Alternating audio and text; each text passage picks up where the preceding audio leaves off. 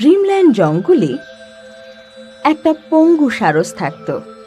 এক ডানায় পঙ্গু থাকা সত্ত্বেও ওর একটা ভালো গুণও ছিল। ওর ঠোঁট তরোয়ালের মতো ধারালো ছিল, তাই যখনই অন্য সারস ঘুরতে বেরোতো তার বাচ্চাদের ও দেখাশোনা করত। একদিন পুকুর পাড়ে একটা নেকড়ে বাঘ দেখা যায়।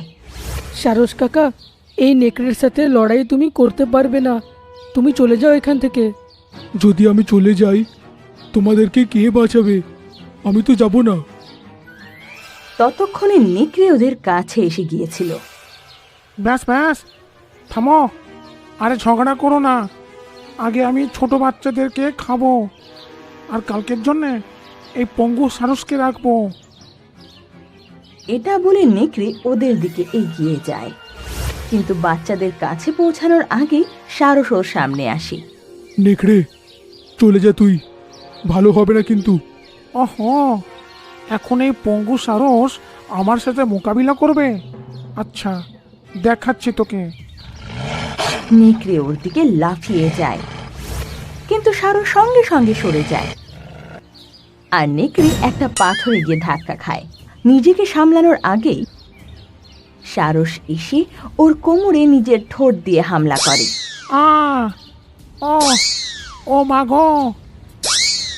সারসের সেই ধারালো ঠোঁটের কারণে নেকড়ের কোমর রক্তে ভরে যায়। পঙ্গু সারস, দেখে নেব তোকে, পরের বার নিজের গোষ্ঠীকে নিয়ে আসবো।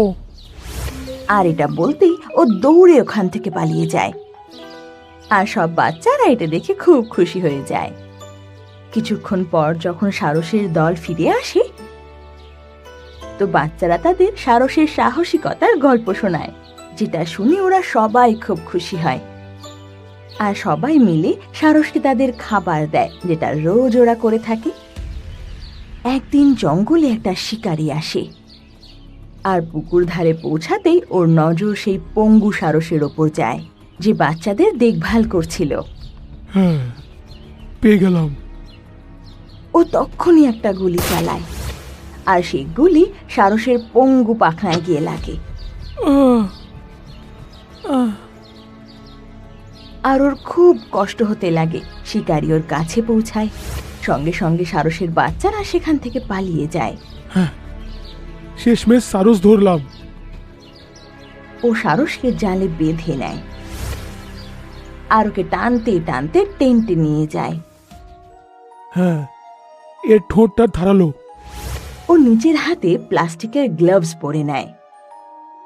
তারপর সারসকে সেই জাল থেকে বের করে আর একটা খাঁচায় ভরে দেয়। আরে, এ কি? এ তো পঙ্গু হয়ে গেছে। শিকারীর মনে হয় যে ওই সারসটা তার গুলির কারণে পঙ্গু হয়ে গেছে, এই জন্য ওর খুব আফসোসও হয়। উফ, একে তো আমায় ঠিক করতেই হবে। এটা ভেবে ও খাঁচার ভেতরে হাত ঢুকিয়ে সারসের পাখনায় ওষুধ দেয় আর একটা ইনজেকশন লাগিয়ে দেয়। বদমাস মানুষ, প্রথমে ধরে আনলো, তারপর আমাকে এত ব্যথাও দিয়ে যাচ্ছে।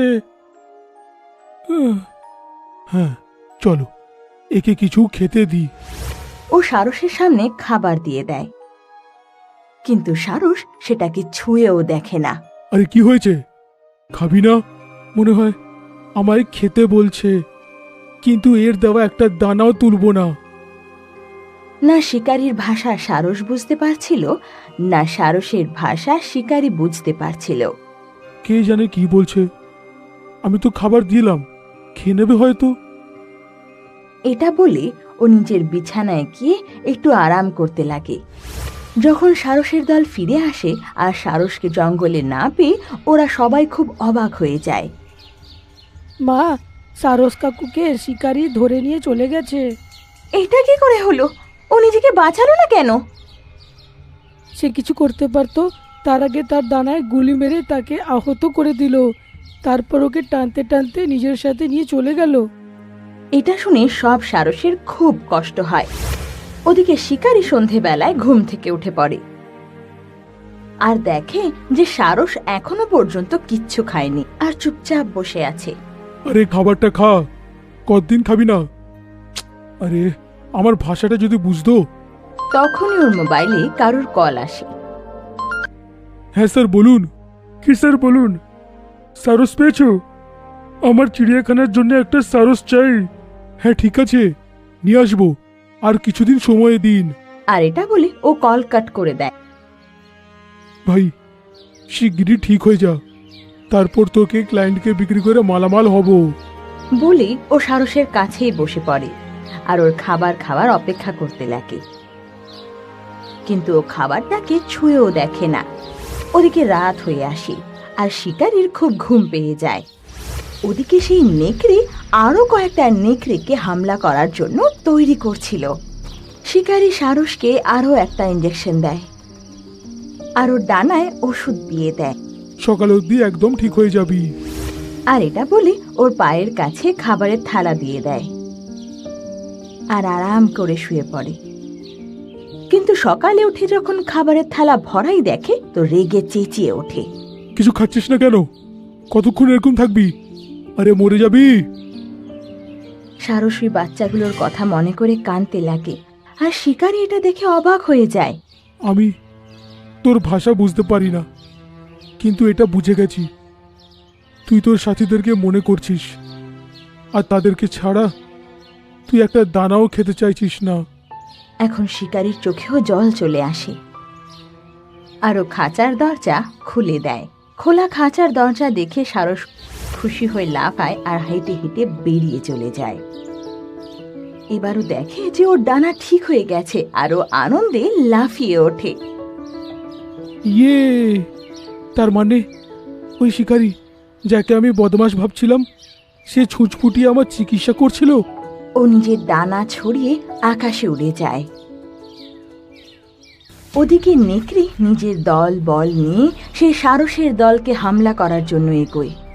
বাচ্চারা সবাই পিছনে থাকবি, আমরা কিচ্ছু হতে দেব না। সারস নিজের বাচ্চাদের কভার করে আর ওদের সামনে এসে দাঁড়ায়। ওরা জানতো যে ওরা কখনো জিততে পারবে না, তবুও ওদের সামনে এসে দাঁড়ায়। আজ তোরা সবাই মরবি।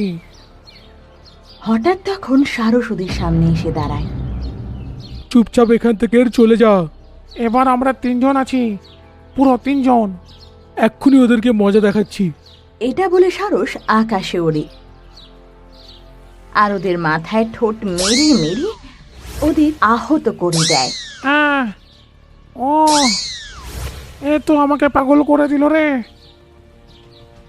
আহ, ও আর 3টে নেকড়ে ওখান থেকে পালিয়ে যায়। তোকে আবার দেখে খুব ভালো লাগছে রে। তুই ফিরলে কি করে? যদ্দূর আমি জানি শিকারী আমার চিকিৎসা করেছে।